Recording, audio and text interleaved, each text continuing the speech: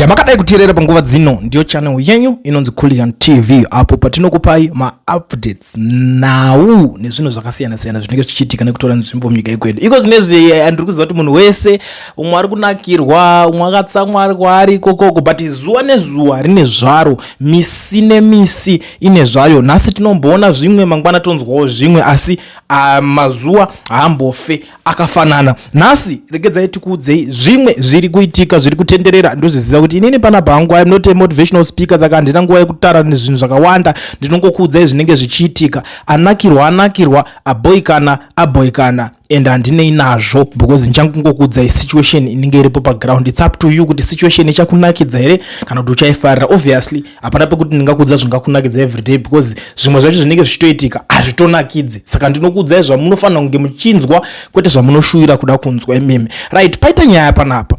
Vanhu vakawanda vari kuningirikana, but one thing that I know ndechekuti internet haife yakakanganwa. Handiti kune nyaya yaProfessor Jonathan Moyo naTagwirei vachiputitsa Tagwirei zvekurevesa. Tikuzviziva kana titi mese muri kuziva kuti ana Jonathan Moyo kuzonolinga malinks ese akuzoitika kuti Jonathan Moyo ozouya ndinda kuti autanga kudraftira vanhu chinhu checab 3 kuti chinozofamba sei chizoita sei. It was because of my efforts akaitwa nani naTagwirei, nekuti Tagwirei is the godfather of cab 3. Ndiye munhu 1 akatanga kusumudza musoro, akatanga kuplana nekuronga kuti chinhu chisvike kumberi chiitike, anything that can happen zvinofana kuitika, iye ndiye angaita se achigarira pasi. So patikati mborwa 2 steps back titarise zviri pamashure apo kuti zvii zvanga zviri kumboitika. Internet will never forget zvawakataura, tinoshanda neizvozvo. Kuda Tagwirei is like Gupta's. Tagwirei capture of the state and looting of public assets and resources in Zim for Mnangagwa mirrors state capture in SA by the Guptas before they were busted. The key difference is that the opposition, civil society and media in Zim fear Tagwirei. Ndiwo mashoko akanga ari kubuda nekuna Professor Jonathan Moyo. Tisati tasvika kune nyaya dzimwe dzese dziri kuitika. Saka uri kuona kuti pazoitika muchato uyu unopisa uyu. Pazoitika muchato uyu, muchato wanetsa uyu, muchato uri kuita kuti vanhu vatadze kunzwisisa kuti zviri kumbonyatsofamba sei. Unova muchato I think uyu ndo muchato of the year, kana kuti muchato of the decade, kana kuti the biggest wedding yakaitika in Zimbabwe. Why ndiri kuti the biggest? Handisi kutaura hangu tichizokombea nemuchato yana Zex Manatsa, yana Oliver Mtukudzi yekuzadza mastadiums yekuma 1980s chinchi iyaya, but ndiri kutaura michato yenguva yamanje. Handiti kana tichito inotokunda futi neyana Zex Manatsa yekuzadza mastadium. Why?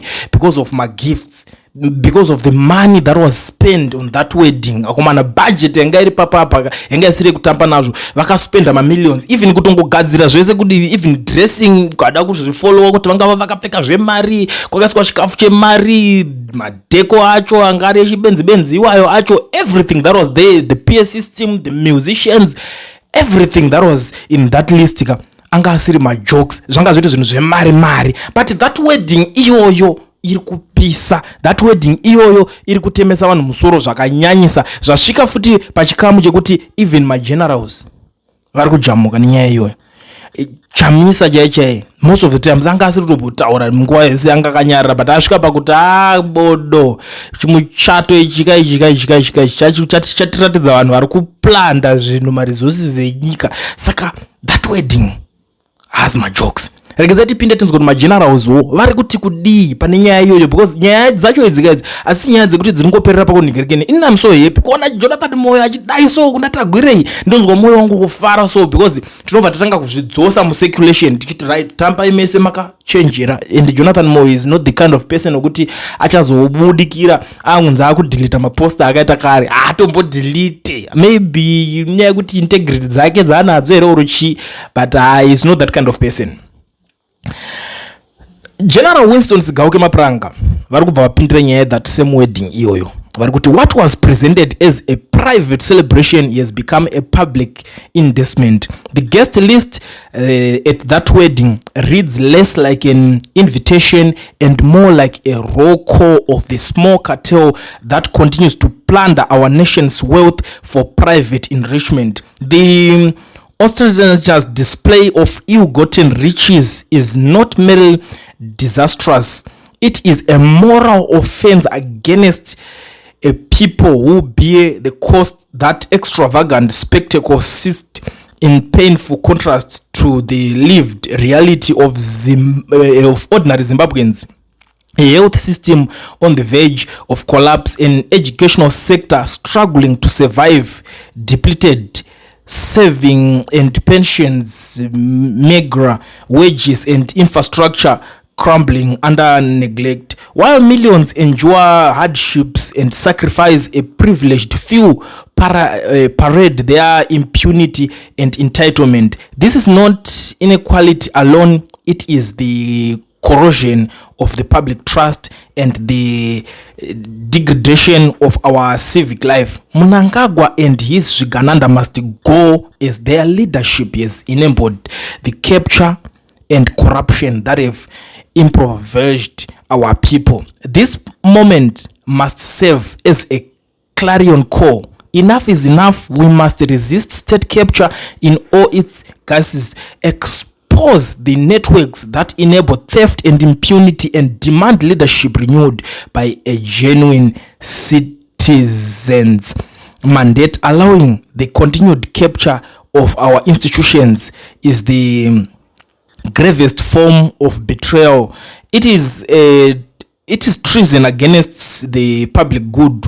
We call on conscientious citizens, civic organizations, and the international community to stand with us, restoring accountability, transparency, and dignity to our national project. The future of Zimbabwe belongs to its Zimbabweans, not to cartels who enrich themselves at the nation's expense. Vapedza zvavo vari kutotaurawo pamusoro pe that same wedding. Saka ndopa tutaza kumashureka kuti Jonathan Moyo akagara taura chiri kuti baba ndo magupta.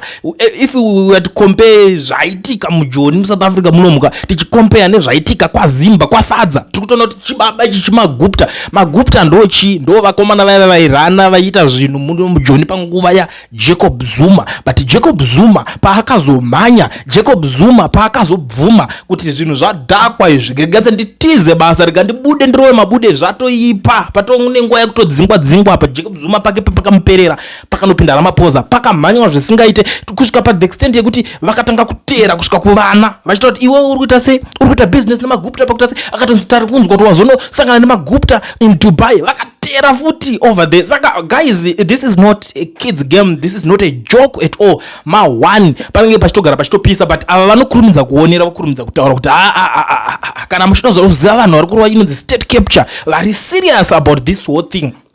Tagwirei ndo magupta, guptas in our nation, Mr. Tagwirei. Saka ndo nyaya iri papa irimo mudariro itakati aiwaka zvakara zvatangana naJonzo zvopinda nekunana Chamisa zvobva zvapinda futi nekuma generals aiwaka. Most of the time vari kunzi imimi vanhu vemedia nana ndipini munomutya Tagwirei because he can do anything, he can do everything. Futi zvaanoda kuti achingoita because mari yacho anenge anayo. Even the way anenge achingoita unongoona kuti ava baba vakanaka here, ava baba. Most of the times we think vamwe vanotombobvunza dzirimo here hadzina kushota, hadzisi kunyimana moto here. Ndichazopinda ipapo ndichazotaura nyaya yacho, but for now iyi toda kuiperera panapa. Ndoda kubva ndashandisa mukana unowo maZimbabweans ese muchiri panapa, munhu wese achiri kubatikira kudai so pachivhitivhiti. Ndoda kukuzivisai munhu wese ari muSouth Africa munomu ari kuda kuregisterwa company yake nekuvhurwa FNB business account, but uchiziva kuti hauna work permit kana study permit, pane company inonzi Education Research inotungamirwa namukoma Owen. Idzi ndidzo shasha, ava ndo vanhu vekuti vanokwanisa kukuregistera company vokubvurira FNB business account usina permit. Saka ndiri kuti garai mavabata, taurai navo, vanokuitirai, vanokuregistera company vokubvurira FNB business account. Muri kwamuri ikoko vari kwavari. You don't need to travel. Conduct education research. Namba ndo dziri kubatikapo. Ende futi kune vanhu vaya vari kuti ndiri kudawo kutenga mota. Right. Ndakuda kuti tichigara tachobatsirana. Kuna vanhu vari kuti ndiri kudawo kutenga mota yekuti ndiite ndoita mushikashika mujoni munomu. I don't know kuti ndo mune mchiti mushikashika ere ndoza mushikashika unorovesa munorowa nevakomana veTaxi Association vavete majokes. But tikutaura kuti kana tichitaura kuti udaita mushikashika yemujoni munofanira kuinzwisisa. Handiti ndoya inosanganisira kuti udaita Uber ere, uda kuita Bolt ere, uda kuita InDrive ere, uda kuita taxi fire here, uda kuita I don't know kuti kwamasaidi kwamunenge muriko kune kuchishanda inonzi chii iyo yekuti unongoita yekungo order yobva yakutakura padheni pako inokusiya ikoko. Kwanditi vamwe vanoiti e-transport what transport iyoyo. Kana uchidata that business, education research inokwanisa kukunhingirika. Ndo ma-consultant company manyama manje ave kuti because now they are into partnership with Kia. Saka tiri kuti kudii kana uchidaiwo kuti unge uchibatsirika in that area, gara wabata education research yokubatsira kunotenga mota yako. Kana uchida zvekare unoti ndoda chirori chikia chiri chinyama ndikudawo kana gara imavanobata zvekare vanoda ma-luxury cars zvakasiyana siyana. Mota dzese vanokuitirai, especially uchida dzakasimba mazimba ndokuziva munoda zvimota dzekuti uda kutakura ucheka miti, uda zvimota zvekuti unotakura miti. Chimbomira nyaya yekungoramba mungotengeserwa zvinhu zvakatakwako, chimbobatai education research ungobvunza zvinhu zvacho tambira mudhuze. Saka mamuchiti zvakamira sei, especially pandinorekomenda kudai so ndoziva kuti kuna vanhu vakawanda kuti I want to go and start a business in South Africa. Saka ndoita sei guys, vai diaspora kwacho kumberi kuna UK Australia kwamuri koko, anditi muuye muinvest kuAfrica. Ukatoinvesta muno muSouth Africa zvakafanira kuti wangoinvesta kuZimbabwe because as long as muri muAfrica mudhuze muhome ground mako. Saka tiri kuti batikira through education research vanokwanisa kukubatsira zvinhu zvese izvozvo. Ndo vanhu vacho vatava kutotembawo panguva yatirini. Saka ndisingapedze nguva zvangu muri Zimbabwe since nhamba ndakusiyirai madziona nditi ngatibva tapinda panyaya iri panapa tinzwewo babava kuti vari kuti babava dzimwe nguva unogona kuzojambirwa pamwe kuti dzimwe nguva zvinogona kukuitira. Ngatiteerere tese nditoripo uripopo. A lot of things it's happening because of ANC. 2017 after election, Mbalula what he did say. And he got to mock in 2002. ZANU-PF, he lose the election. It was March 11, 12, somewhere there. ZANU-PF, you lose the election. Shangrai win it. And then back comes to Zimbabwe.